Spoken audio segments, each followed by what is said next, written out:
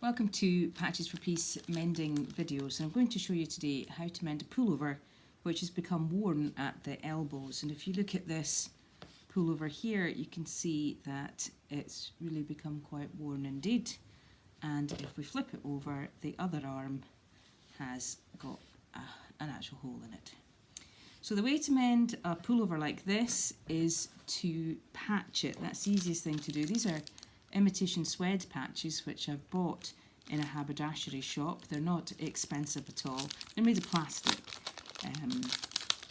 and they've been punctured with holes all around the edge of the patches to help you sew them.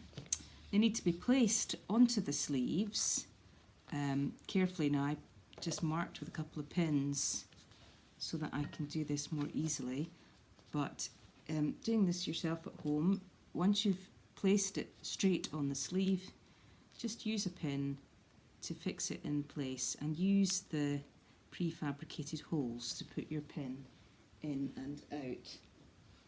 And I'll just put in one more, like that.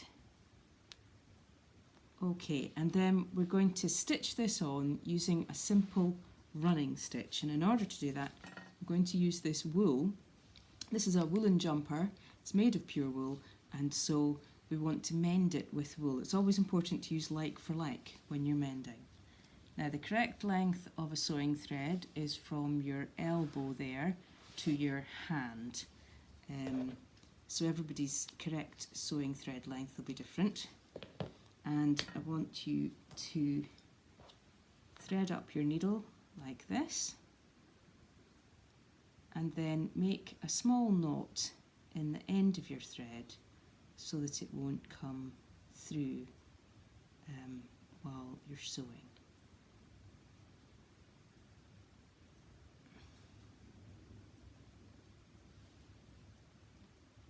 So at this end of the thread, we're just going to make a small knot, and I do that like this. I take the end of the thread with my finger, and I roll and pull.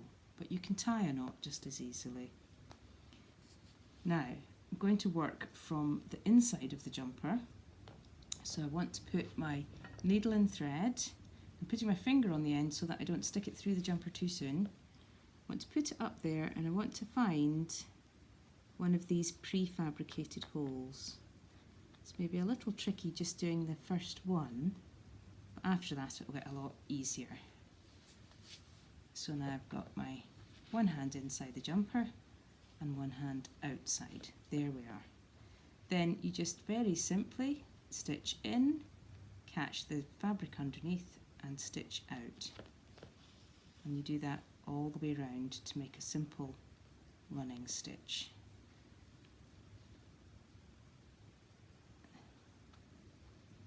There we are.